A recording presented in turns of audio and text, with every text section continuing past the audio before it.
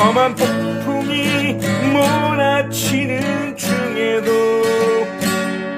평강을 누리게 하소서. 목사생각 184번째 신앙인이 세상을 어떻게 볼 것인가, 2024년 4월 14일. 저번 주에 21일 국회의원 총선이 끝이 났고 뽑힌 300명의 대표들이 앞으로 4년 동안 우리나라의 정치를 할 것입니다. 그들은 수많은 국민들의 바람과 기대를 받으며 개개인의 투표를 뽑혔습니다. 대부분의 국민들은 저를 포함한 우리 교회 성도들도 마찬가지겠지만 사는 곳이 안전하고 살기가 편하며 좋은 곳이 되길 바라는 마음입니다. 그들은 이 단순한 것을 해내기 위해 실력 있고 자신감과 포부로 해낼 것입니다. 그러나 역사가 늘 그래왔듯 그들은 초심을 잃고 다시 싸우고 분열하며 우리를 불안하고 두렵게 만들 수도 있습니다. 예수 그리스도가 이 땅에 오신 이유가 때는 분열처럼 보이고 마치 천국과 지옥으로 평가하는 것처럼 비춰지지만 주님이 오시기 전까지 젖과 꿀이 흐르는 가나안 땅을 얻어 평화를 누리는 곳으로 세워지기를 원하십니다. 이미 하나님 나라가 왔지만 아직 오지 않은 하나님 나라는 예수님 때문에 더욱 행복하고 좋은 곳이 되게 하셨습니다. 하나님 나라를 이해할 수 있다면 세상을 어떻게 볼 수 있는지 몇 가지 생각해 보았습니다. 첫째는 세상은 회복되어야 합니다. 세상을 유교적인 도덕, 윤리적으로 접근해서 선악의 구도로 보면 안 됩니다. 어린아이에게 설명하기 위해 어쩔 수 없이 극적인 표현으로 선과 악의 구조를 설명할 수 있지만 세상은 타락한 것이 아니라 회복하고 치유하며 새롭게 해야 할 어떤 숙제 같은 모습입니다. 그래서 어쩔 수 없이 세상의 기준에 의해 나름 실력으로 뽑힌 국회의원들이나 지역의 위정자들이 정치를 하게 하셨습니다. 그러나 실제적으로는 하나님 나라를 아는 우리들이 세상을 회복시켜야 합니다. 이것은 기독당이나 자유통일당 같은 기독교 정신으로 세워진 정치 세력을 말하는 것이 아닙니다. 또한 독일 같은 곳에 기독당이 있고 실제적으로 목사가 지역의 공무원처럼 여겨 정치 참여도 하지만 우리는 이런 식이 아닌 삶의 현장에서 하나님 보시기에 기뻐하는 모습으로 살아가는 것으로 나타나야 합니다. 이미 신앙인 우리들은 적극적으로 성경에 믿고 주어진 곳이 살기 좋은 곳으로 되기 위한 나름의 노력을 하고 있습니다. 그 노력은 신앙인의 세계관을 가지고 성경적 방식으로 사는 것입니다. 뽑힌 사람들이 초심을 잃고 잘못된 정치로 살기 막막한 현실이 된다 하더라도 우리만큼은 견디며 하나님 때를 기다려야 합니다. 주님처럼 또는 사사시대에 나타난 사사처럼 하나님의 방식으로 살아가는 사람들이 세워지기를 바라야 합니다. 두 번째는 세상을 적극적으로 살아내야 합니다. 미래에 대한 불안과 두려움이 있을지라도 신앙인은 하나님 반드시 나를 구원하실 뿐만 아니라 내가 사는 것도 회복해 주실 것이라 믿으며 살아가야 합니다. 지금보다 앞으로 더 살기 좋아서 내 후대도 잘 사는 것이 될 것을 기대하며 살아야 합니다. 적극적으로 산다는 것이 대단한 것은 아닙니다. 묵묵히 주어진 일터나 가정 그리고 교회 생활에 대해 불만과 불평하지 않고 원망 또한 하지 않으며 오히려 기대와 소망으로 사는 것입니다. 신앙은 단지 기도와 성경을 읽으면서 얻는 위로 정도가 아니라 삶의 전 영역에 걸쳐 놀라운 결과를 만들어냅니다. 강력한 동기를 부여합니다. 신앙은 반드시 삶을 적극적으로 임하도록 해줍니다. 신앙은 세상이 타락했으니 끝났어가 아니라 나의 역할 속에 주님의 구원이 이루어지기를 바라며 사는 것입니다. 가정생활이 행복해야 합니다. 일터생활이 행복해야 합니다. 교회 생활이 즐거워야 합니다. 우리가 이렇게 산다면 하나님 나라는 더욱 견고하게 세워져 세상을 회복시킬 것입니다. 주님의 재림이 기대가 될 것입니다. 삶이 괴로워서 외치는 마라나타 주 예수 어서 오시옵소서가 아닌 행복과 기쁨이 담긴 마라타나가 될 것입니다. 세상을 회복시킵시다. 하나님 나라가 임하게 합시다. 행복하고 기쁘게 삽시다. 이번 주에 주는 하나님의 말씀은 신명기 5장 28절에서 33절입니다. 시작. 당신들이 나에게 한 이 말을 주님께서 모두 들으셨습니다. 주님께서 나에게 이렇게 말씀하셨습니다. 이 백성이 너에게 말하는 것을 내가 들으니 그들의 말이 모두 옳다. 그들이 언제나 이런 마음을 품고 나를 두려워하며 나의 모든 명령을 지켜서 그들만이 아니라 그 자손도 길이 잘 살게 되기를 바란다. 가서 그들에게 저마다 자기의 장막으로 돌아가라고 말하여라. 그러나 너만은 여기에서 나와 함께 있다가 내가 너에게 일러주는 이 모든 명령과 규례와 법도를 받아서 그들에게 가르쳐 주어라. 그들은 내가 그들에게 유산으로 주는 땅에서 그것을 그대로 실행하여야 한다. 그러므로 당신들은 주 당신들의 하나님이 당신들에게 명하신 모든 것을 성심껏 지켜야 하며 오른쪽으로나 왼쪽으로나 벗어나지 말아야 합니다. 당신들은 주 당신들의 하나님이 명하신 그 모든 길만을 따라가야 합니다. 그러면 당신들이 차지할 땅에서 풍성한 복을 얻고 오래오래 잘 살 것입니다. 여러분, 하나님이 우리에게 신앙을 주신 이유가 있습니다. 왜 주셨을까요? 여러분이 교회를 다니시고 또 신앙생활을 이렇게 하는 이유가 있지 않겠습니까? 자, 그런데 이 신앙생활을 하면서 또 하나님이 우리에게 이렇게 하신 이유가 축복하셨던 것, 그러니까 축복을 하시고 그래서 우리에게 신앙을 주셔서 그래서 우리에게 요구하는 게 있죠. 그건 하나님 말씀 지켜라.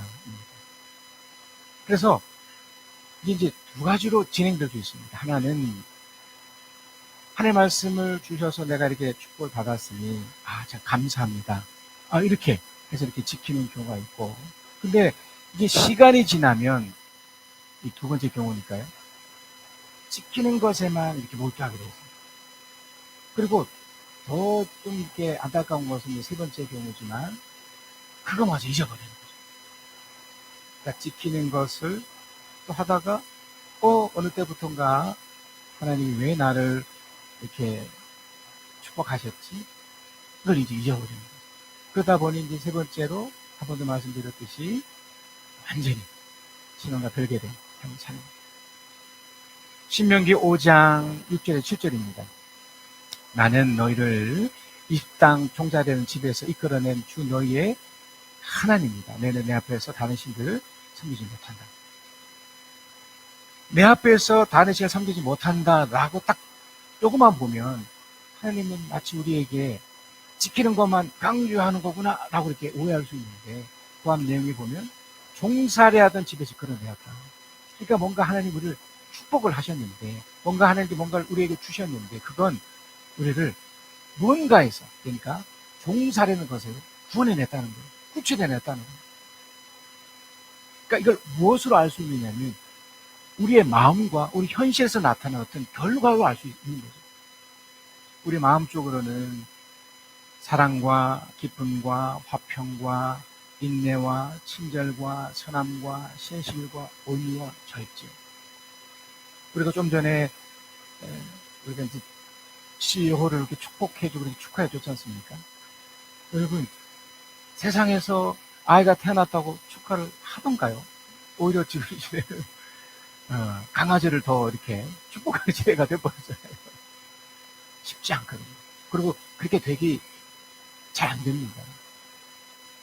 한 가족들은 혹 모르겠지만 나와 이제 상관이 없기 때문에, 하지만 우리는 주 안에 상가족이 됐기 때문에 축하해 주잖아요. 마음을 담아서 사랑하며 또 평안 가운데 이렇게 축복을 하는 거. 그게 다 하나님께서 우리에게 신앙을 주신 어떤 결과입니다. 우리가 이렇게 우리 마음이 바뀐 겁니다. 넉넉해지고 여유를 갖고 할 수 있는 거죠. 여러분이 지금 흘러버리게 하는 것도 다 마찬가지 아니겠습니까? 종살이를 살던 이 세상 속에서 바둥바둥 살면서 어떻게 누군가를 위해서 이렇게 흘러보낼 수 있습니까? 오히려 있는 걸 또 빼앗지 못할 망정. 우리는 그렇게 하고 있지 않습니까? 그것은 그만큼 하나님을 알고 있기 때문에, 내가 지금 구원받았지, 내가 지금 구출받았지, 이 힘든 상황 속에서 하나님 날 돕고 계시는구나, 알고 있고 그걸 믿고 있고 그걸 받아들여서 누리고 있기 때문에, 우리 마음적으로 그렇다면 또 실제적으로 여러분 삶의 현장이 사실 정말 잘 되고 있지 않습니까? 세상에도 탄생하고 또 안타까운 현실도 있었지만 또 살아있는 분들이 함께 또 이것을 보듬어 가면서 서로 이렇게 붙잡고 같이 나가고 있지 않습니까? 외톨이가 아닌 거죠. 또한 삶의 현장 속에서 일터라든지 또 공급받는 곳이 있잖아요. 정말 없어서 누구한테 빌려야 되고 하다못해 막 이렇게 구워가는 그런 것이 아니시잖아요.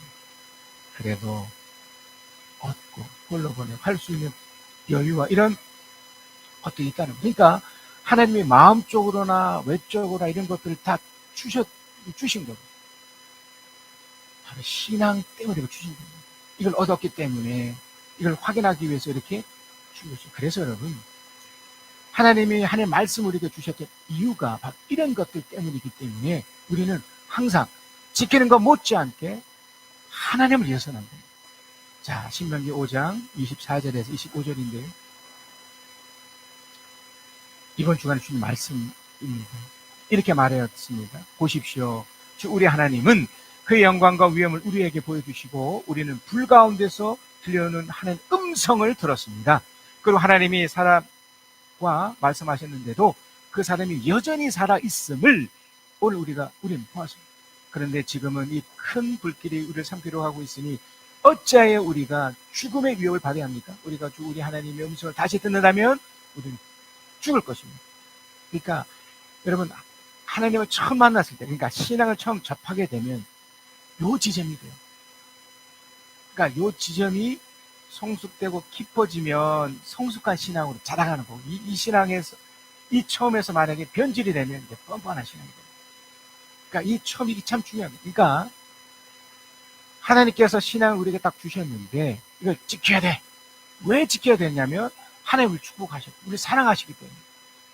근데 그 사랑의 그 가장 밑바닥에는 바로 이 부분이 있는 거예요. 바로 삶과 죽음이 하나님 손에 달려있다는 거예요. 이스라엘 사람들이 이걸 맨 처음 깨달은 거예요. 그 사람들 뿐입니까? 우리도 마찬가지죠. 나의 목숨이, 나의 삶의 모든 관련된 모든 것들이 하나님 손에 달려있는 거예요. 그래서 이 사람들도 죽음의 위협을 느꼈대잖아요. 하나님 말씀하셨는데 우리가 죽을 것 같대잖아요. 이게 정상적인 겁니다. 여러분의 일터 속에 또는 여러분의 가정 속에 어떤 어려움이 딱 부딪혔을 때 이건 하나님이 지금 무슨 말씀하시는 경고 같은 거잖아요. 거기에 여러분이 야, 내가 죽을 것 같아. 아니야, 뭔가 기회가 있어. 뭔가 다시 나갈 게 있어. 이렇게 우리는 반응을 해야 되는데, 야, 하나님 우리를 죽이려고 하시는가 보다. 우리를 힘들게 하시는 이렇게만 또 접근했을 텐데. 그래서 하나님을 잊지 않아야 될 이유가 여기 있는 거예요. 신명기 5장 28, 29절입니다. 당신들이 나에게 한 이 말을 주님께서 모두 들으셨습니다. 우리 좀 전에 했던 바로 25절까지 말씀입니다. 주님께서 나에게 이렇게 말씀하시니 이 백성이 너에게 말하는 것을 내가 들으니 그들의 말이 뭐라고 그럽니까? 모두 옳다. 그러니까 하나님에 대한 생각을 처음에는 이 생각이 맞다는 겁니다. 자, 29절입니다. 우리 29절 함께 읽겠습니다. 시작. 그들이 언제나 이런 마음을 품고 나를 두려워하며 나의 모든 명령을 지켜서 그들만이 아니라 그 자손도 길이 잘 살게 되기를 바란다. 이게 기준이에요. 이것이 변질이 되면 뻔뻔한 신앙이 되고 이것이 잘 가면 성숙한 신앙이 됩니다. 여기서 중요한 첫 번째 그 밑바닥의 모습이 뭐냐면 두려움이에요. 세상을 향한 두려움이 아니라 하나님에 대한 두려움. 이것이 주님 옳다라고 그랬어요. 아주 어린 아기들이요. 부모를 처음에는 어떻게 반응할 것 같습니까? 예를 들어서 아버지가 이놈 하면 아기들은 다 옵니다. 왜요? 무서움 느끼거든요. 내 아버지지만 분명히 나보다 덩치도 크고요. 목소리도 막 크고요. 그러니 그 아기는 어떻습니까? 두려움이 당연한 거예요. 그러니까 우리는 하나님을 처음엔 이렇게 받아들여야 되고 삶의 현장 속에서 어떤 부정적인 면이 펼쳐졌을 때는 이렇게 처음엔 반응을 해야 되는 거예요. 와, 두렵구나. 하나님 이렇게 하실 수도 있는 거구나. 세상에 펼쳐지는 모든 일들도 다 여기에 관련되어 있습니다. 하나님 관계에 관련되어 있다는 거예요. 자, 그런데 이 기준이 되는 이것을 잘못되었을 때, 그리고 이것이 성숙되었을 때, 성경에 특별히 이번 주간에 우리 바이블 탐 읽으면서 나타났던 두 명의 사람이 있습니다. 엘리, 사사 또는 엘리 제사장 그리고 사울 왕이에요. 먼저 엘리 제사장 또 그의 아들이었던 홈리와 비느하스를 한번 보겠습니다. 사무엘상 2장 12절 14절입니다. 엘리 아들들은 행실이 나빴다. 그런데 여기서 행실은요 단순히 도덕적 윤리적인 것이 아니에요. 그 다음 표현이 있지만 그들은 누굴 무시했습니까? 주님을 무시했다고 했어요. 그러니까 세상에서는 이게 아무렇지도 않아요. 여러분이 좀 신앙생활을 좀 그렇게 했다고 세상에서 뭐 당연히 뭐 생각도 안 하겠지만 그것 때문에 여러분 먹고 사는데 아무런 지장이 없어요. 사실은 일차적으로는. 근데 이들은 주님을 무시한 거예요. 계속 읽어보겠습니다. 13절 제사장이 백성에게 지켜야 하는 규정이 있었는데 그들은 그것도 무시하였다. 누군가가 제사를 드리고 그 고기를 삶고 있으면 그 제사장의 종이 살이 3개 달린 갈고리를 들고 와서 냄비나 솥이나 큰 솥이나 가마솥에 갈고리를 찔러 넣어서 그 갈고리를 걸려나오는 곳은 무엇이든지 제사장의 몫으로 가져갔다. 실로에 와서 주님께 제물을 바친 이스라엘 사람들이 모두 이런 일을 당하였다. 근데 달라진 건 없어요. 여러분 우리가 수많은 이단들 또 뭔가 문제가 되는 그런 교회 모임들 이렇게 보게 되면 그것 때문에 그들이 감옥에 가는 일은 없습니다. 그러니까 어떤 사회법적으로 무리가 있었을 때는 혹 모르겠지만 괜찮아요. 오히려 어떤 이단에 있는 어떤 그 목사님이 추앙까지 합니다. 세상에서도. 심지어 이제 정치적으로 또 당을 만들어서 이렇게 비춰지는 걸 보십시다. 엄청난 것들을 드러내고 있거든요. 그러니까 이게 세상에서 볼 때는 아무렇지도 않아요. 그러니까 여기서 행실은 나쁘다 또 이런 모습을 원래 나빠 이렇게만 볼 게 아니고 하나님 앞에서라는 이것을 보셔야 됩니다. 자, 그래서 사무엘상 2장 17절에 보면 엘리의 아들들은 이 부분이 주님께서 보시는 앞에서예요. 세상에서 볼 때는 아무 문제가 안 된다고요. 그리고 세상에서는 들키지만 않으면 돼요. 네. 내가 아무리 죄를 져도 들키지만 않으면 누가 뭐라고 그럽니까? 요즘 CCTV가 있어서 그렇지도 못하게 하지만 모르는 것을 안 들키면 아무 문제가 안 되지만 들켜버리면 어떻게 됩니까? 죄가 되죠. 하지만 즉 이 엘리의 제사 아들들은 괜찮았던 거예요. 주님께서 보시는 앞에서 이렇게 심하게 큰 죄를 저질렀다? 그들은 주님께 바친 죄는 이처럼 한도돼야 돼요. 이건 지금 하나님과 관계를 지금 말하는 거거든요. 자, 계속해서 사무엘상 2장 22절에 26절입니다. 시간이 많이 흘렀습니다. 엘리가 이제 매우 나이를 먹었고 늙었습니다. 이렇게 나이가 80대 후반입니다. 엘리는 매우 늙었다. 그는 자기 아들들이 모든 이스라엘 사람들에게 저지른 온갖 잘못을 상세하게 들었고 회막거기에서 일하는 여인들과 동침까지 하는 소문을 들었다. 여러분 사실요. 하나님 보실 때 문제가 있는 경우는 그저 세상 속에서 들키지만 않았을 뿐 사실은 결국 이게 시간만 다를 뿐이 결국 들통나게 돼 있어요. 여러분 술을 먹고 다음에 뭐 어떻습니까? 그러나 이미 과학적으로 드러났듯이 뭐 사람에게 들키지 않아서 마음껏 그렇게 하지만 시간이 지나서 흡연 때문에 육체가 고통을 느끼고 술 때문에 육체가 고통을 느낀다는 걸 우리가 다 알거든요. 그러니까 이들도 하나님 보시지 않는다고 느끼고 그렇게 해서 살아버리고 이제 만만하니까 사람들 앞에서도 마음껏 이제 잘못을 저질렀던 겁니다. 근데 이게 이제 들키기 시작합니다. 그 다음 어떻게 됐을까요? 23절. 그래서 그는 그들을 타일렀다. 아버지로서 이제 할 일을 하는 거예요. 너희가 어쩌자고 이런 짓을 하느냐? 너희가 저지른 악행을 내가 이 모든 백성에게 듣고 있다. 24절. 이놈들아, 당장 그쳐라. 주님의 백성이 이런 추문에 옮기는 것을 내가 듣게 되느니 두려운 일이다. 이런 추문. 그러니까 이 엘리 제사장도 이제 적당히 어떻게 보면 이 세상 사람 눈을 이렇게 의식하는 것 같아요. 제가 이렇게 목사가 되다 보니까 특히 제 아이나 또 우리 믿음의 사람을 볼 때 하나님 보실 때보다 세상 눈을 의식할 때 좀 있습니다. 그래도 내가 목사인데 그렇지 않거든요. 그러니까 그것과 상관없이 사는 아무 지장은 없지만 지금 뭔가 하나님 보실 때 자꾸 놓치니까 이렇게 되는 거예요. 그래서 엘리 제사장도 이제 알아요. 25절입니다. 사람끼리 죄를 지으면 하나님이 중재하여 주시겠지만 사람이 주님께 죄를 지으면 누가 변해 주겠느냐.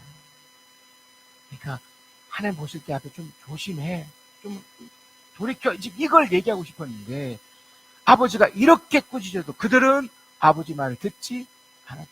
그러니까 하나님을 두려워하지 않으니 세상을 두려워하지 않으면 당연하겠죠. 어떻게 되겠습니까? 결국은 주님께서 이미 그들을 죽이려고 하시기 때문에 요건 이제 그 다음 해석이죠. 해석. 제가 좀 전에 신명기 5장 24, 25절에 말씀을 드렸듯이 지금 이 내용도 지금 엘리 제사장과 또 그 아들이었던 그들이 지금 뻔뻔한 신앙으로 이렇게 변멸되어서 이렇게 되는 거예요. 아버지 말을 안 들어도 또 눈에 보지 않은 하나님 지금 뭔가 지금 작용하지 않는다고 보니까 이렇게 살자. 이 기간이 꽤 깁니다. 매 10년이 돼요. 그러니 근데 주님은 기다려주셨던 거예요. 그러니까 좋게 말하면 기회를 계속 주고 있으셨던 거고 나쁘게 말하면 이제 때가 된 거예요. 결국 안타깝게 죽습니다. 네. 법궤도 뺏기고 이 안타까운 일들이 가문적으로 다 일어날 뿐이에요. 엘리사장도 죽고 이런 일이 펼쳐져. 지금 당장 일어나지 않는다 하더라도 그래서 결정적인 게 뭐냐면 주님 보실 때는 우리가 세상 사람 볼 때는 어떻습니까? 다 55, 100번 하지만 하나님 보실 때 우리가 늘 우리 스스로를 점검하며 살아야 되는 거예요. 그것이 하나님의 말씀인 거죠. 자, 사울의 경우는 어떻습니까? 사울은 더 안타까운 사람이에요. 무려 40년간이나 기회를 주셨음에도 결국은 성숙한 신앙으로 가지 못하고 뻔뻔한 신앙으로 그저 생을 마감하고 어떻게 보면 우리가 반드시 타산죄로 삼아야 되지만 우리도 어쩌면 이 사울처럼 될 수 있는 그런 아주 중요한 사람인 것. 자, 사무엘상 12장 12절에 14절입니다. 사무엘이 사울 왕을 세울 때 했던 아주 중요한 표현이 있습니다. 그런데도 아몬 왕 나하스가 우리를 치러 오자 주 하나님이 우리의 왕인데도 그것을 보았을 때에 당신들은 안 되겠습니다. 우리를 다스릴 왕이 꼭 있어야 하겠습니다 하고 나에게 말하였습니다. 이제 당신들이 뽑은 왕, 당신들이 요구한 왕 여기 있습니다. 이 요구왕이 바로 이 사울이에요. 주님께서 주신 왕이 여기 있습니다. 그러니까 이 사울은 그때만 해도 키도 크고요, 잘생겼고요. 그리고 처음엔 정말 겸손했어요. 그래서 누가 봐도 그러니까 하나님 보실 때가 설사 아니더라도 세상 사람 볼 때도 이 사람 아까 왕이 될 수 있어 라고 나름대로 실력도 갖춘 사람. 그래서 우리가 신명기 말씀에도 계속 확인되고 있는 거지만 사무엘도 똑같이 사울 왕에 요구하는 거예요. 14절입니다. 만일 당신들이 주님을 두려워하여, 이 부분이죠. 두려워하여 그분만을 섬기며 그분에게 순종하여 주님의 명령을 거역하지 않으며 당신들이나 당신들이 다스리는 왕이 다 같이 주 하나님 따라 산다면 이 조건이죠. 그러니까 예수 믿는다는 것도 마찬가지예요. 여기에 무엇이 있습니까? 하나님 두려워하는 하나님 보실 때 모습으로 내가 산다면 모든 일이 다 잘 될 겁니다. 이게 법칙입니다. 이게 원칙이고 반대는 또 뭡니까?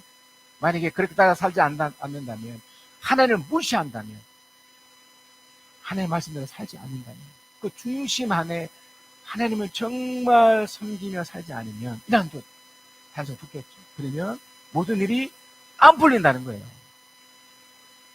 어떻게 됐을까요? 이 사울의 경우에는요, 크게 두 가지 큰 전투가 있어요. 블레셋과 전투가 있고 또 아말렉과 전투가 있는데, 자, 사무엘상 13장 5절 9절입니다. 블레셋 사람들도 이스라엘과 싸우려고 모였는데 병거가 3만에다가 계마가 6천이나 되었고 보병은 바닷가에 모래알처럼 많아서 셀 수가 없었다. 블레셋 군대는 베다람 동쪽 믹마스에 올라와서 진을 쳤다. 이스라엘 사람들은 자기들이 위급하게 되었다는 것과 군대가 포위됐다는 것을 알고는 저마다 구리나 숲이나 바위틈이나 구덩이나 웅덩이 속으로 기어들어가 숨었다. 하나님을 믿는다면, 그리고 하나님 뜻에 따라 산다면, 그리고 하나님 돕고 있다는 것을 알고 있다면 이런 행동을 안 하겠죠. 그러니까 지금 아주 어린 신앙이죠. 하나님을 두려운 법도 모르고. 자, 계속해서 보겠습니다. 히브리 사람들 가운데 더러는 요단강을 건너 갓과 길앗 지역으로 달아났다. 사울은 그대로 길갈에 남아 있었고 그들 따르는 군인들은 모두 떨고 있었다. 8절이에요. 사울은 사무엘의 말대로 이래 동안 사무엘을 기다렸으나 얼마나 해가 타겠어요. 자기가 왕인데. 그리고 제가 함께하는 애들은 다 도망가기 시작했고 그는 길갈로 오지 않았다. 그러자 백성은 사울에서 떠나 흩어지기 시작해. 그러니까 하나님을 두려워하지 않는 사람, 그러니까 신앙으로 살지 않는 사람들은, 그러니까 뻔뻔한 신앙으로 이렇게 빠져가는 사람들은 여기서 이제 딱 기준이 나눠져요. 분명히 지금 사울의 입장에서 어려움이 펼쳐지고 있습니다. 그럼 어떻게 해야 돼요? 성숙한 신앙은 그래도 기다려요.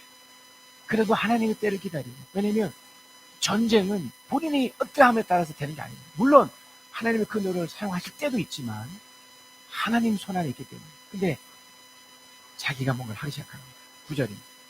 사울은 사람들을 시켜 번제물과 화목제물을 가지고 오라고 한 다음에 자신이 직접 번제를 올렸다. 제사장이 아니에요. 그리고 하나님께 뽑힌 바 된 하나님의 3일 뿐이에요. 근데 월권을 한 거예요. 어떻게 보면 자기가 신이 된 거예요. 그래, 내가 그냥 해버리지 뭐. 그냥 예배 그냥 갚버리지 뭐. 그냥 해버리지 뭐. 아무런 마음이 없는 거예요. 어떻게 됐을까요?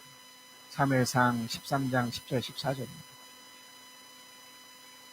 사울이 막 번제를 올리고 나자 사무엘이 도착하였다. 이것도 공교롭죠. 조금만 더 기다릴 걸. 그죠? 막 도착했다. 사울이 나가 그를 맞으며 인사를 드리니 사무엘이 꾸짖었다.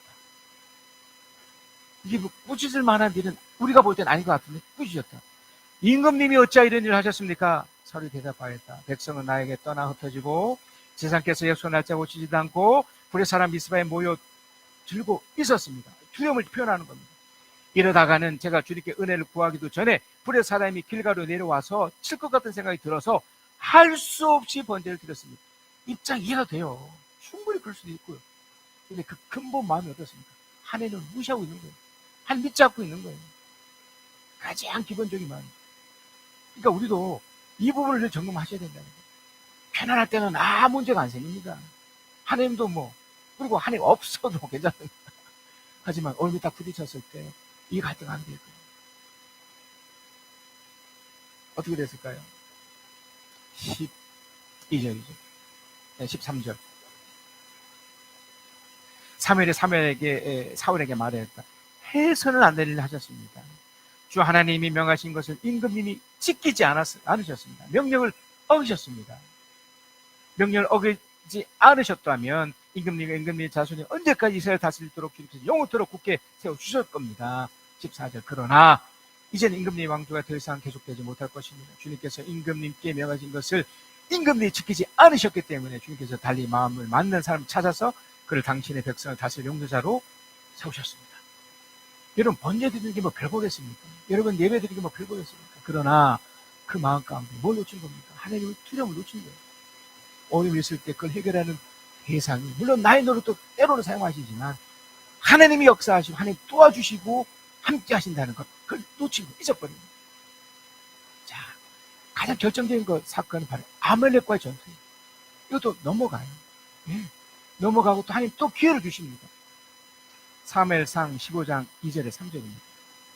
만군의 주가 말한다. 이스라엘이 이집트에서 나올 때 아말렉이 이스라엘에게 한 일 곧 길을 막고 대적한 일 때문에 아말렉을 벌하겠다. 너는 이제 가서 아말렉을 쳐라. 그들에게 딸린 것을 모두 전멸시켜라. 사정을 보아줘서는 안 된다. 남자, 여자, 어린아이와 젖먹이, 소떼, 양떼, 낙태, 나귀 등 무엇이 갈 죽여라. 야, 이렇게 가혹해? 이건 상관이 없어. 이게 하나님 지금 말씀하신 거예요. 이거 어떻게 보면 십계명 것 같은 거예요. 하나잖아요. 여기서 전멸하라고 했어요. 근데 보세요. 아깝거든요. 자, 사무엘상 15장 7절 9절이고. 그런 다음에 사울은 하울리에서부터 이집트 동쪽에 있는 수르 지역에 이렇게까지 아말렉 사람 쳤다. 아말렉은 아각은 사로잡았고 나머지 백성 모두를 칼로 쳐서 없애버렸다. 그러나 사울과 그의 군대에는 아각뿐만 아니라 양떼와 소떼 가운데서 가장 좋은 것들과 가장 기쁜 짐승들과 어린 양들과 좋은 것들 무엇이든지 모두 어떻게 해요? 아깝게. 진멸하지 않고 다만 술 먹고 가볶는 것들만 골라칩니다. 하나님은 당신 뜻이 있어요. 뭔가 이렇게 해서 뭔가 하시는 의도가 있다는 거예요. 근데 이걸 놓친 거예요. 내가 볼 때는 이거 아까운 거예요. 어떻게 됐을까요? 사무엘상 15장 10절 12절입니다. 주님께서 사무엘에게 말씀하셨다. 먼저 사무엘에게 먼저 말씀하세요. 사울을 왕으로 세운 것이 후회됩니다. 너무 안타깝죠. 어떻게 세워진 왕인가. 그리고 하나님이 처음에 원하셨다니까요. 후회됩니다. 그가 나에게 등을 돌리고 나의 명령을 따르지 않는다.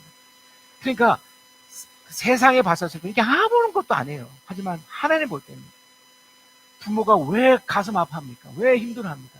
자식이 툭 던지는 그 말 한마디, 감사를 표현하지 않고 함부로 툭툭 하는 그런 모습 상처받거든요. 똑같은 겁니다. 이 모습인 거죠. 등을 돌리고 나의 명령을 따르지 않았다. 그래서 사무엘은 괴로운 마음으로 밤새도록 주님께 부르짖었다.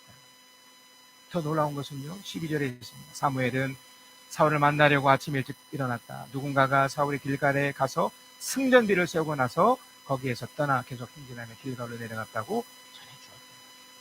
승전비였습니다. 여러분, 우리 교회에서도 여러분 정말 조심하셔야 돼요. 특히 나이 드신 분들 조심하셔야 돼요. 여러분이 그 나이까지 하나님이 살려주신 거예요. 축복해 주시고 여기까지 오신 겁니다. 겸손하게 묵묵히 다른 이들 위해서 섬기지 못할지언정. 야, 나 한때 이랬었어. 내가 잘났지. 똑같아요.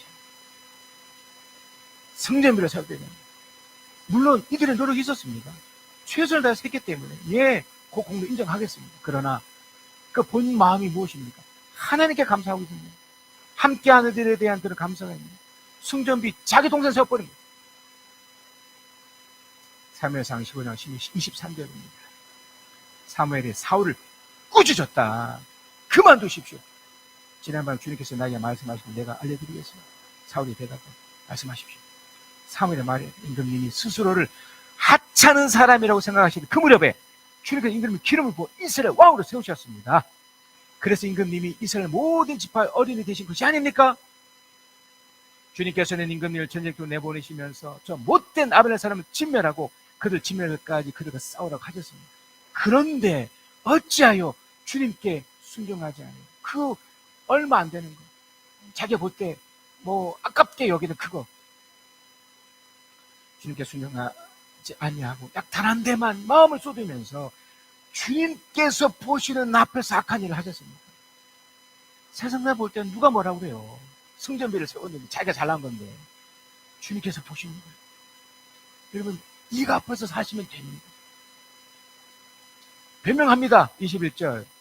다만 우리 군인들이 전리품에 나가서 양떼와 소떼는 죽이지 않고 길가를 끌어왔습니다. 그러나 그것은 예언자께서 섬길 주 하나님께 짐을 바치라고 지면할 짐승 가운데서 가장 좋은 골라온 것입니다. 22절. 사무엘의 나무라다. 주님께서 어느 것을 좋아하시겠습니까?